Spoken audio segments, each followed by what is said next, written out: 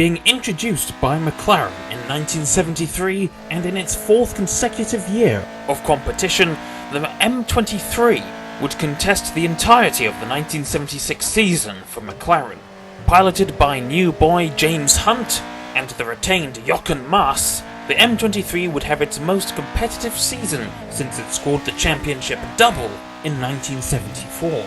Hunt would score all 6 of the team's wins that season, and scoring 2 additional podiums, whilst Mass would score 2 additional podiums himself. The 1976 season, famous for its rivalry between Hunt and Ferrari's Niki Lauda, was one of ups and downs for McLaren, with Hunt's win in Spain initially being taken away due to a car infringement, but then later reinstated, and another disqualification at the British Grand Prix after Hunt won. James Hunt would eventually go on to win that year's championship, albeit by the skin of his teeth, a 3rd place at the final round in Japan being all he needed to secure the championship by a single point.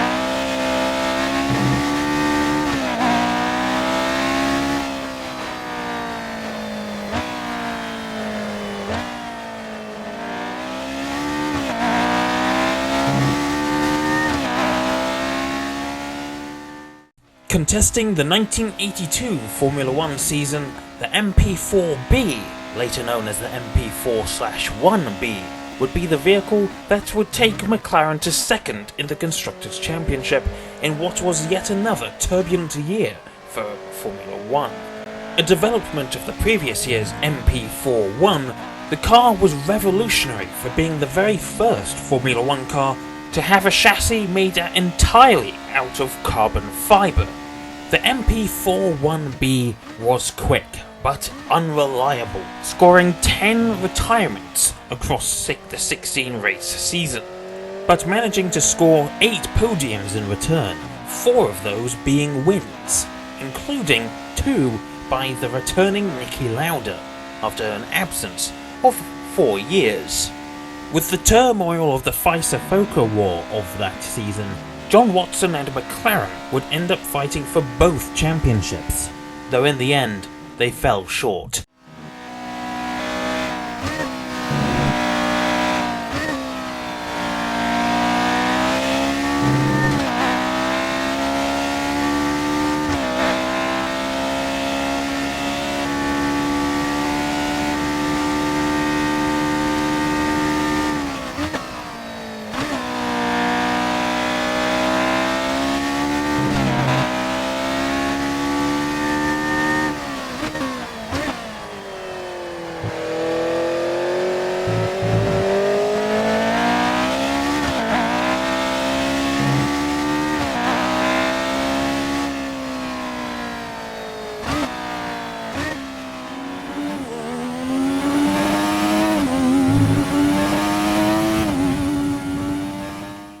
Contesting the 1988 season at the hands of Brazilian Ayrton Senna and French 2-time champion Alain Prost, the McLaren MP4-4 would, as far as percentages go, be the most dominant Formula 1 car of all time, scoring all but 1 pole position and all but 1 race victory of the 16-race season, until it was dethroned by the Red Bull RB19. Senna and Prost would go on to finish 1-2 in 8 of the rounds. This level of dominance was more than enough to give McLaren an easy Constructors' World Championship for that season, but the Drivers' Championship was a whole nother ordeal. The championship battle between the 2 drivers would come down to the wire in the penultimate round in Japan, with Senna ultimately scoring top spot. Albeit this was more due to the 1988 season's strange point system more than his own luck, as he actually scored less points than Prost.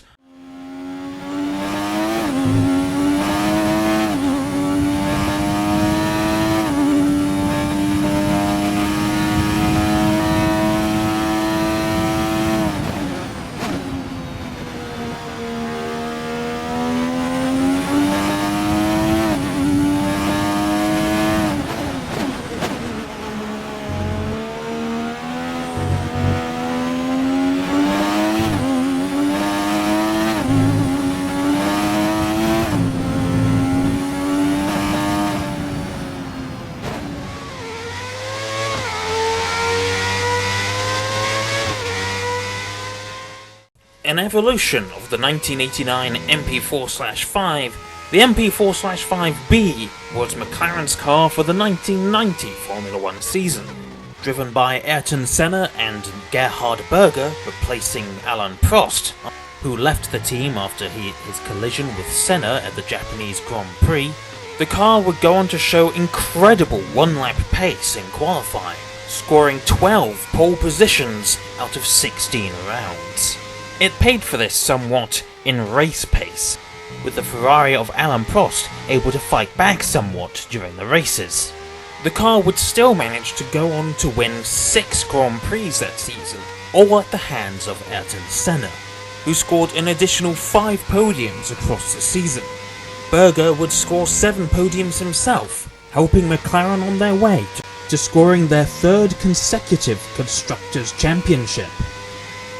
The driver's title would be sealed by yet another controversial collision between Senna and Prost at the Japanese Grand Prix, this time at the very first turn of the first lap.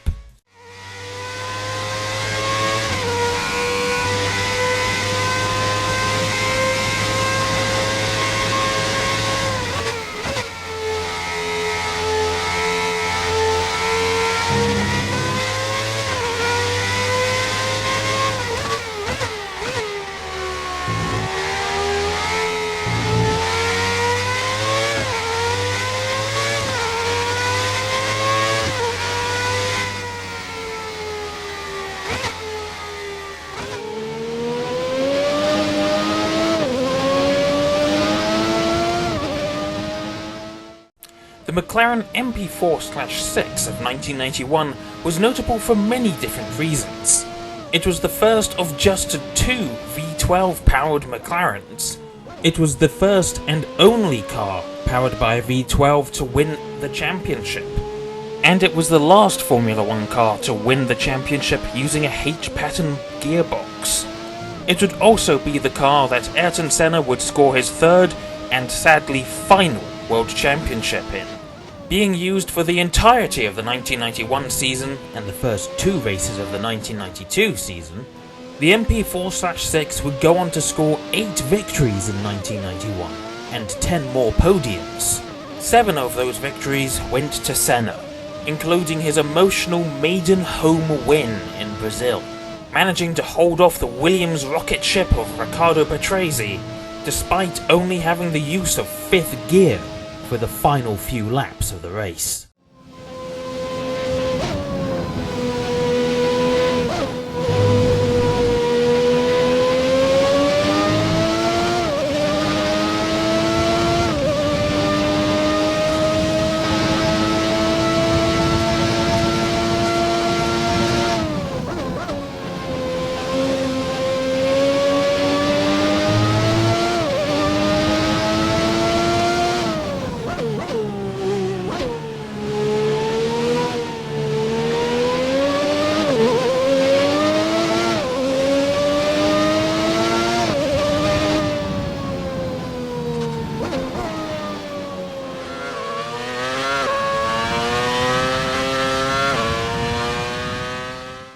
Retaining their driver lineup of Mika Hakkinen and David Coulthard from 1997, McLaren fielded the MP4-13 for the 1998 F1 season. Designed by the aerodynamic god that is Adrian Newey, the MP4-13 was, thankfully, quite quick, and the team was able to capitalise off the new technical regulations. The team would be involved in a close battle with Ferrari for the majority of the season, ultimately bagging 9 victories and 11 other podiums.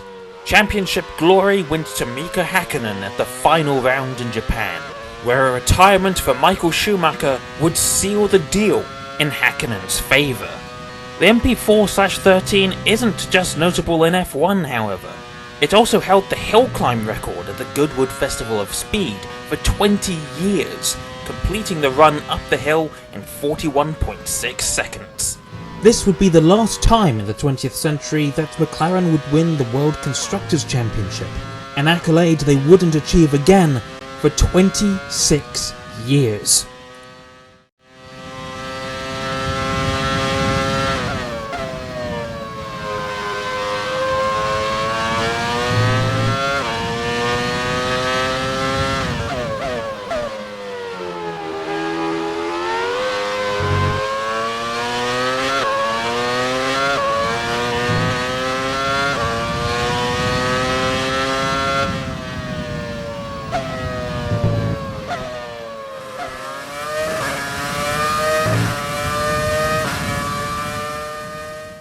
The years between 1998 and 2008 were not good times for McLaren.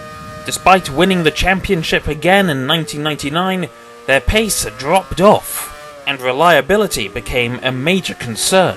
2008 would see McLaren trying to recover after the ignominy of the Spygate scandal. And recover they did, mostly. Driven by the Stevenage sensation that was Lewis Hamilton and the Finnish failure Heikki Kovalainen, the MP4-23 would see championship glory at the very final round in Brazil by the skin of its teeth, with Hamilton's last lap pass on Timo Glock securing his championship by just a single point.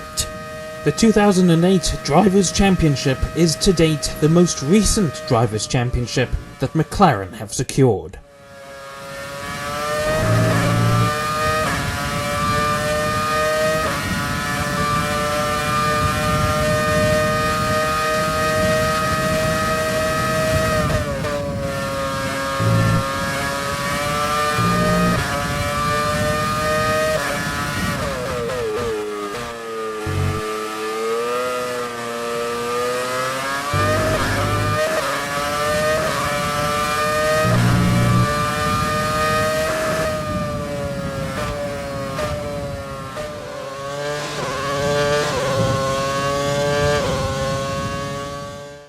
Competing in the 2010 Formula 1 season, the MP4-25 was driven by 2 world champions in the form of 2008 champion Lewis Hamilton and reigning 2009 champion Jenson Button.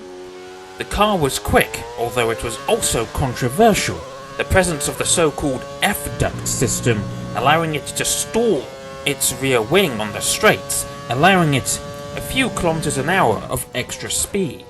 The championship that season was fraught with both of the McLaren's drivers in the championship fight, although ultimately neither would prevail. The same fate would befall the team in the Constructors Championship, with McLaren narrowly taking second place, some 44 points behind the victorious Red Bull squad.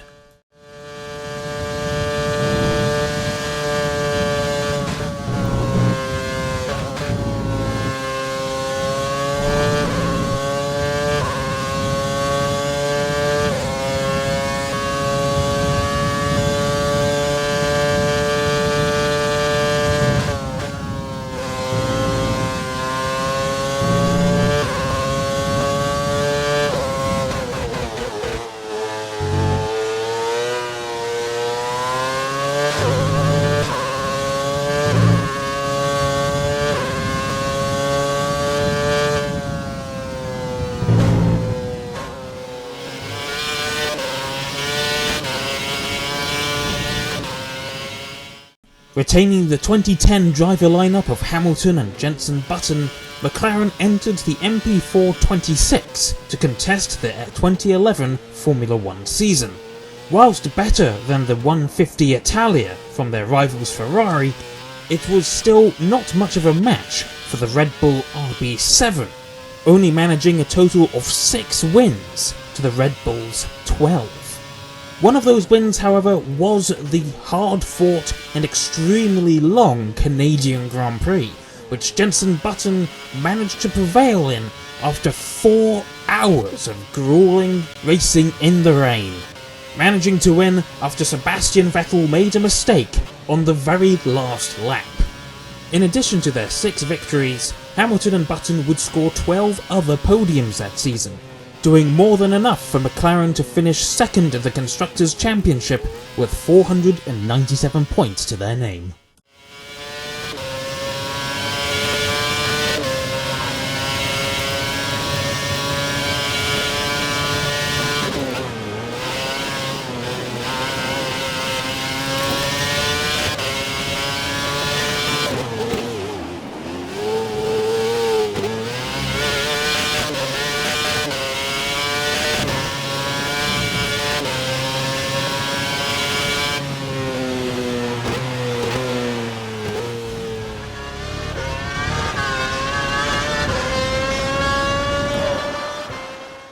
Contesting the 2012 season and retaining their lineup of Hamilton and Button, the MP4-27 ended up being both a blessing and a curse for its drivers. Whilst the car was definitely very quick and could have potentially won both of the championships, reliability issues across the season cost the drivers and the team. Whilst they managed to score 7 victories that season, as well as 6 other podiums, the car failed so often that it was enough to convince Hamilton to leave the team that gave him his Formula 1 debut for Mercedes. The slew of poor results across the season ended up costing McLaren second place in the Constructors Championship, meaning they only finished third with 378 points. Jenson Button's victory at the season finale in Brazil would prove to be his last in the sport, and also the last for McLaren in the 2010s.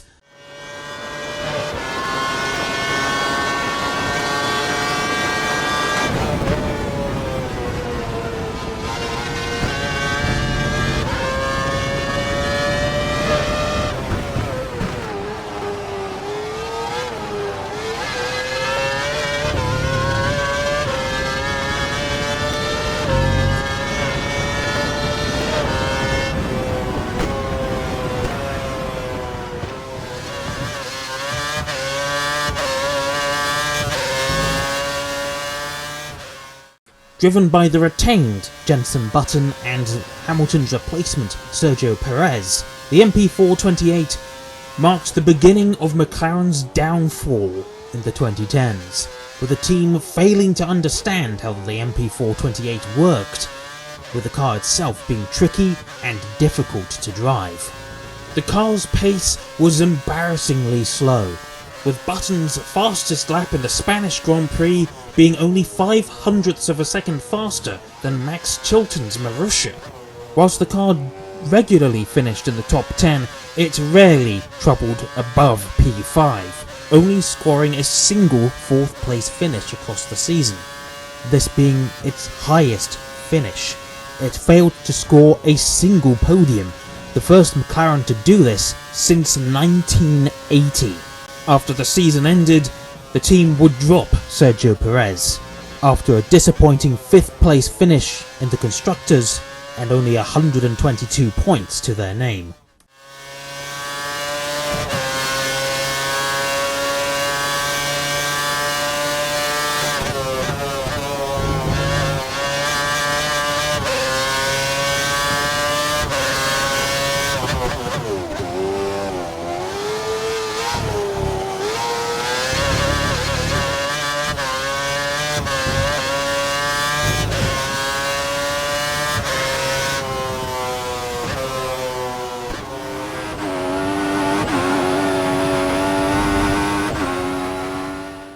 Contesting the 2014 season with Jenson Button and rookie Kevin Magnussen at the helm, The MP4-25 was a solid though underwhelming competitor. Whilst it was statistically the most reliable car in the 2014 season, recording 36 finishes out of a possible 38, the MP4-25 simply didn't have the pace to contend with the top teams. A double podium at the season opener in Australia proved to be the highlight of McLaren's season, where they briefly led the Constructors Championship, the last time they would do so for 10 years. The podiums in Australia would prove to be McLaren's last for another 5 years, with the team only managing to score a handful of 4th place finishes afterwards. The team would finish 5th with 181 points in the Constructors Championship, and ditch their Mercedes engines for Honda engines at the post-season test, where the Honda engine's unreliability proved to be an ill omen.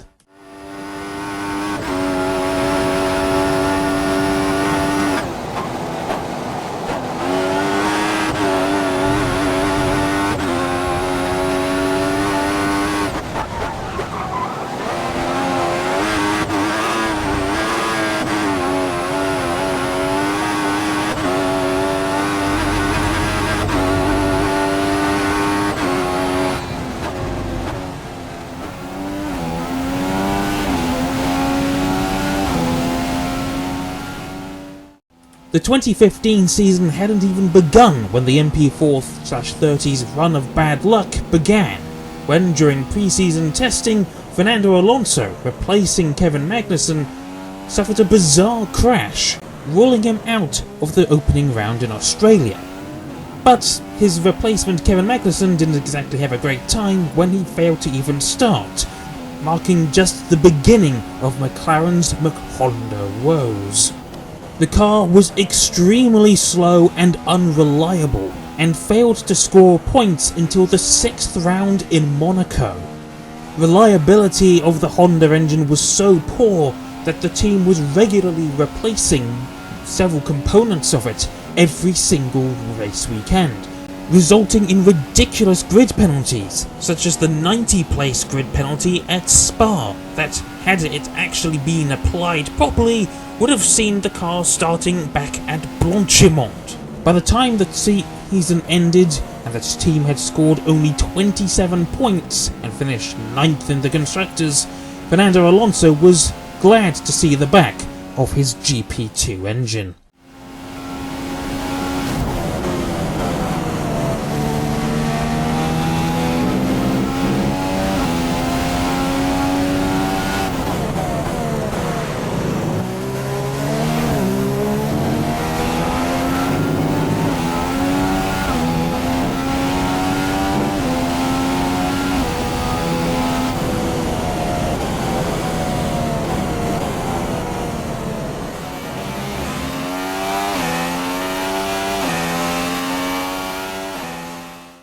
Contesting the 2016 season and retaining Jenson Button and Fernando Alonso, the MP4-31 would be the last McLaren to use the MP4 prefix, short for McLaren Project 4, after Ron Dennis was ousted from the team. Still powered by a Honda engine, the MP4-31 was still not great, but much better than its predecessor, if you could say that 76 points and 6th place in the Constructors Championship is much better.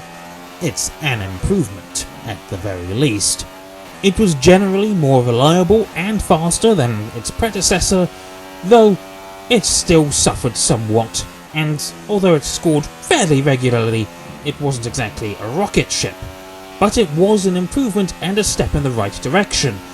All McHonda had to do was keep going in the same direction. This would be Jenson Button's last Formula 1 car as he retired at the end of the season.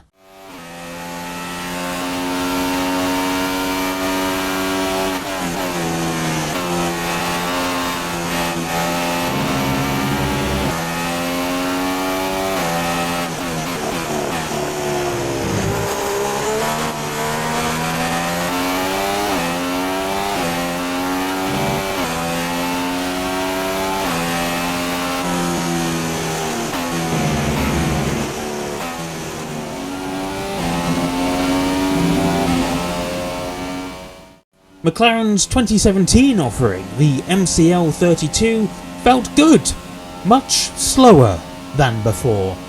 McLaren's Honda woes returned in full force as the team suffered reliability issues in pre-season testing and failed to score for 7 entire rounds before they finally managed a 9th place finish at the Azerbaijan Grand Prix.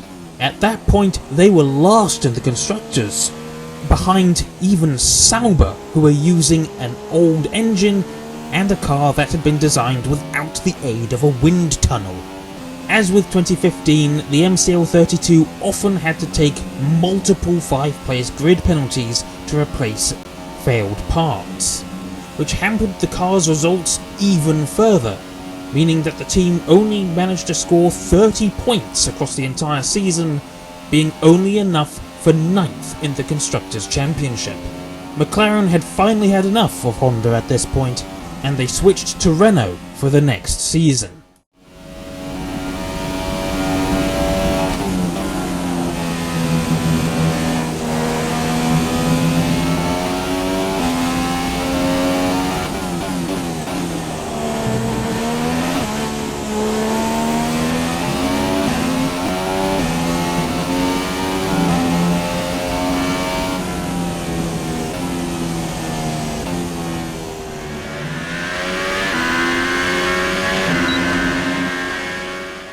Still driven by 2017 drivers Fernando Alonso and Stoffel Vandoorne, the MCL33 was McLaren's first ever Renault-powered car, and it at first appeared to be the right move.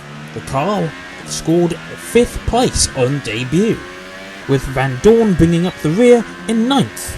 This slew of good results ended after Spain, however, when the car rapidly fell off the pace, and points became much harder to come by. This drop-off in form proved that McLaren didn't actually have the best chassis in the world, and it saw the dismissal of team principal Eric Boulier. Vandoorne had a terrible season, only scoring 12 points, and this would prove to be his last season in the sport. And even Fernando Alonso would depart the team at the end of the season for his sabbatical. The team would finish 6th place in the Constructors Championship with 62 points. However, this would have been 7th had Racing Point Force India been allowed to keep all of the points that they scored.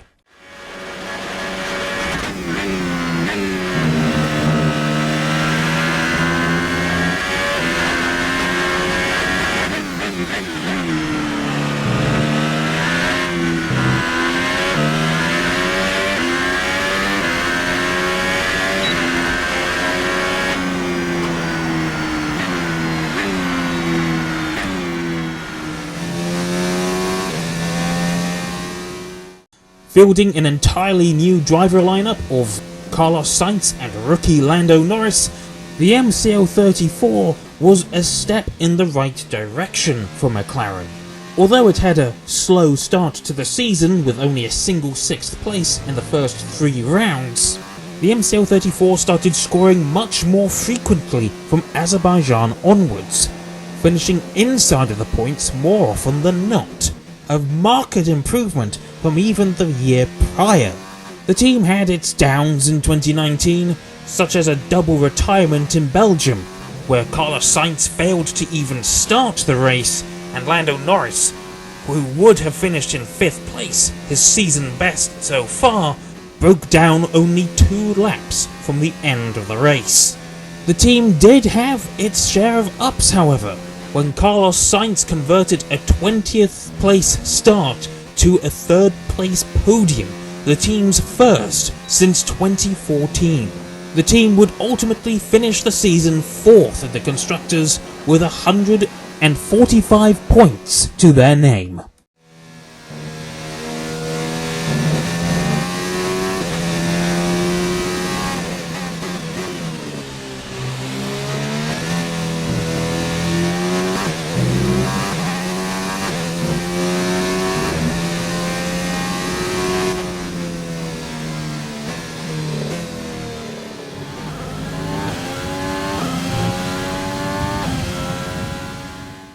In the team's last season powered by Renault, the MCL35 got off the mark strongly, with a third place finish for Lando Norris at the season opener in Austria.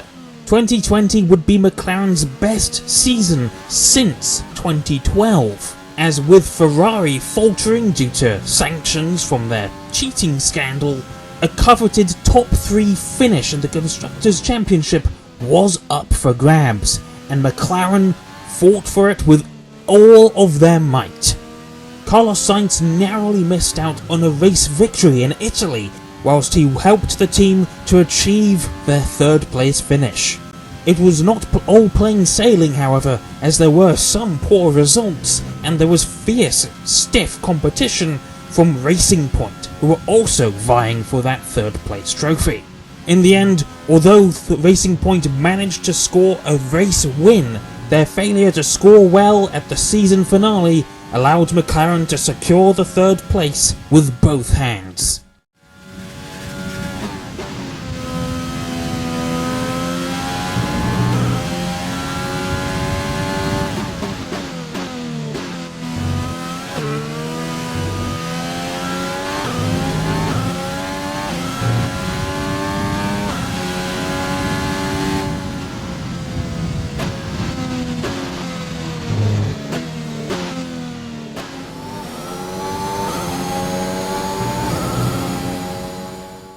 Contesting the 2021 season, the adapted MCL35M, now powered by a Mercedes engine, was McLaren's offering to hold off a resurgent Ferrari and hold on to third place in the Constructors, something that they unfortunately failed to achieve. Whilst the first half of McLaren's season was pretty decent, scoring several points, the second half, even though it started strongly with an incredible 1-2 in Italy, courtesy of Daniel Ricciardo, the team failed to score enough in the second half of the season, with Daniel Ricciardo failing to score 6 times in the final 11 races, and Lando Norris only managing to pick up the scraps at the best of times, whilst Ferrari was regularly picking up 5th and 6th places. Therefore, McLaren would ultimately fall to 4th in the Constructors with only 275 points to their name.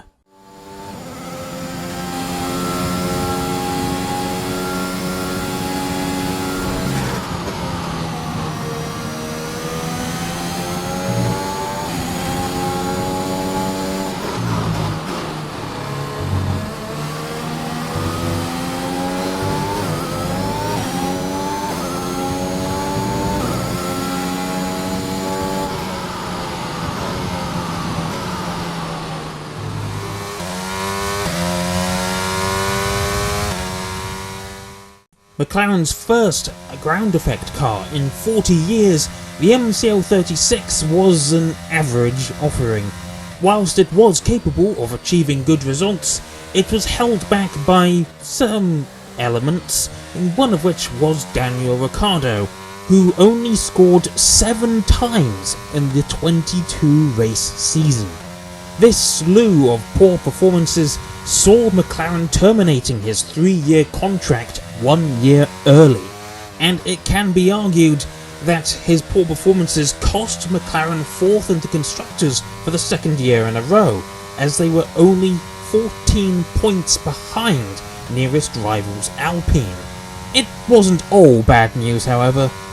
Lando Norris did manage to score a 3rd place podium at the Emilia-Romagna Grand Prix in Imola, which ended up being the only podium by a team that wasn't Red Bull, Ferrari or Mercedes that year.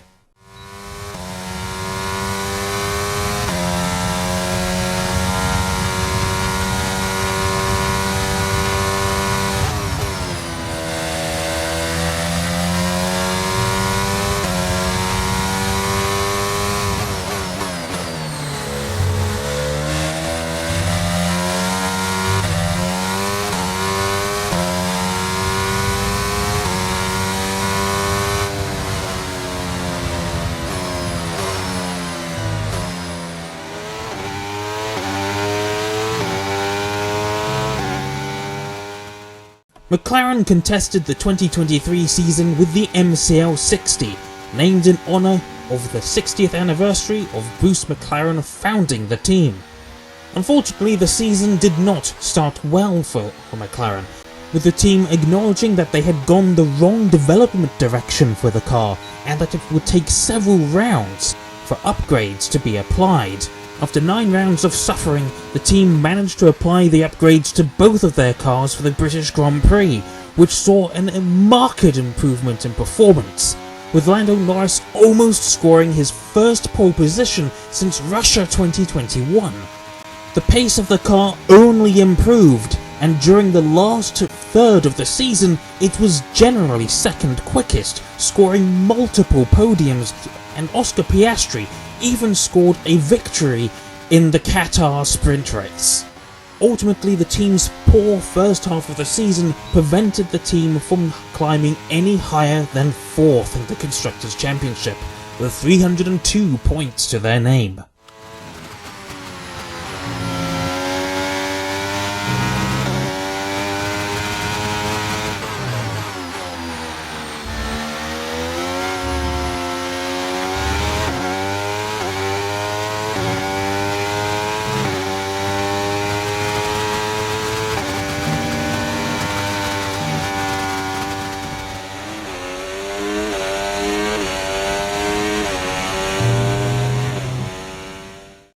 Contesting the 2024 season, McLaren offered its drivers Lando Norris and Oscar Piastri the MCL38, the strongest McLaren in years.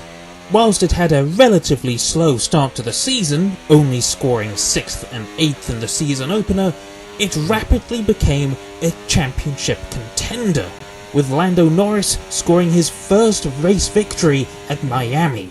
From that point on, the McLaren was generally the fastest car, with Lando Norris and Oscar Piastri regularly fighting for podiums and eventually race victories. But the season wasn't all smooth sailing. The team was mired with several controversies. The Hungarian Grand Prix saw the team score a 1-2 finish, but it was a 1-2 finish that was quite sour, for both drivers felt hard done by, with Oscar Piastri feeling as though his win was gifted, and Lando Norris feeling as though that the win he deserved was taken away. Lando's reputation suffered as a result of this, with many people seeing him as an egotistical jerk, forgetting that all F1 drivers are like that. Poor decisions from both team and driver saw race victories being dropped where they really shouldn't have been, dropping valuable points in the Drivers' Championship to Max Verstappen. Ultimately, the Drivers' Championship would not fall into Lando Norris's hands, with many writing him off of championship contention as early as the Belgian Grand Prix. He tried, but it wasn't enough. At least he tried.